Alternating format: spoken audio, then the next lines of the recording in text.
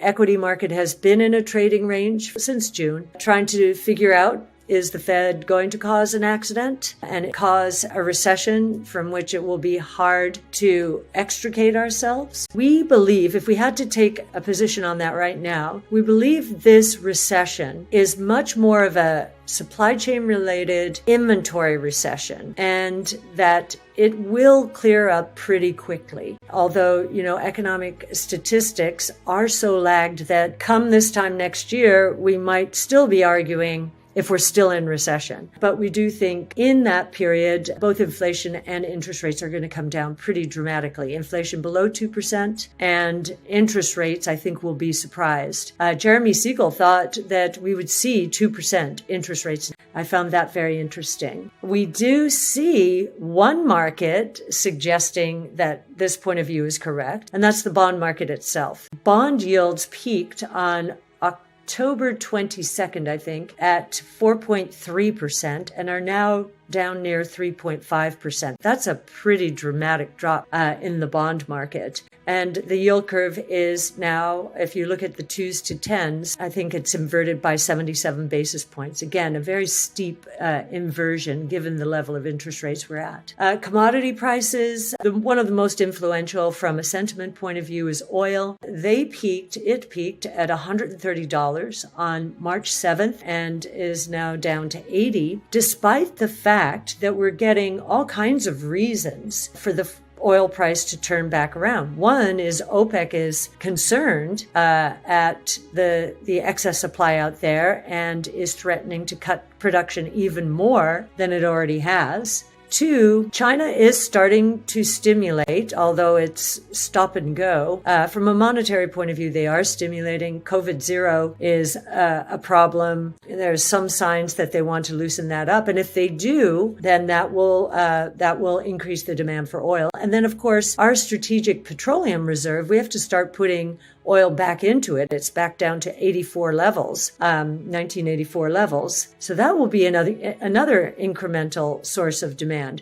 Nonetheless, the oil price keeps going down. What's fascinating to me is in the face of that, the XLE, which is the S&P Energy Sector Index, is near an all-time high. Now think about it. The oil price has gone from 130 to 80, and typically that index trades with the oil price. It has not this time. It clearly expects all the variables I mentioned to boost oil prices once again. But if we're right, that may not happen because the move to electric vehicles, I think faster than most people expected. And we're now beginning to see some Ubers and Lyft. We're seeing more Teslas in those fleets. And so the vehicle miles traveled in electric cars, given that these Uber and Lyft drivers drive a lot more than we do in our individual cars, we think that's going to cut back on the demand for oil more than many people appreciate. And as are all commodities, prices are determined at the margin, the marginal, incremental demand. And in our view, the incremental demand is going to fall short relative to expectations. And our call from a while ago has been that oil demand probably did peak in 2019. We may get back there, but if we do, it will be for a very short period of time. Copper prices have, as I've mentioned before, have come down from $5 in March to $3.85. During the past month, a number of commodity prices have had a bit of a rebound. I think that's partly because the dollar has come down and commodity prices are based in dollars. The unemployment rate stayed at a low at 3.7%, only 0.2 off its low from July and September. Non-farm payrolls were higher. The increase was higher than expected, 263,000 versus the 200,000 expected. But on the other hand, this is a typical economist way of looking at the world. If you look at household employment, that was very disappointing. It declined 138,000. And the divergence between non-farm payroll and household employment is stark. Since March, non-farm payroll jobs created have been 2.7 million. Household jobs created, practically zero, roughly 12,000. So that's since March. And think about that. That is when money growth started declining on a sequential basis. I don't think that's any coincidence. So the other indicators of employment that are pointing down include the Challenger layoff survey. It spiked by more than 400% in the month of November. Now, typically we don't see that except when we're in a recession, that kind of spike. So that another indicator.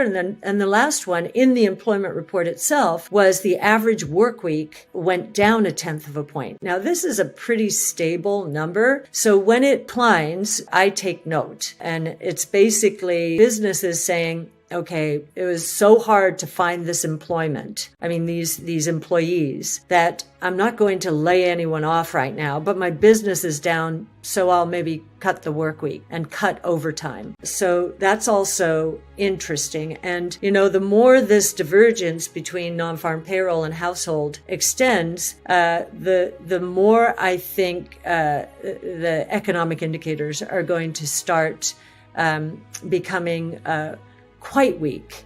I think household always catches the turn in a cycle. And as you know, we think the cycle did turn as household employment was turning in March, and that we fell into a recession then. And probably revisions will cement the case for that. But right now, GDP for the third quarter did come out up. Now, a big part of the reason was imports collapsing as companies tried to clear their shelves of inventory. So that's not exactly a ringing endorsement of how strong the U.S. economy is. Average hourly earnings did increase 0.6%. The expectation was 0.3%. That took the year-over-year wage inflation rate up from 4.9% to 5.1%. And the Fed's definitely watching this. Now, a counter to that is this work week decline means that total income, so average hourly earnings is just an average, but total income, when you measure all the hours, is not as strong as that wage growth would suggest.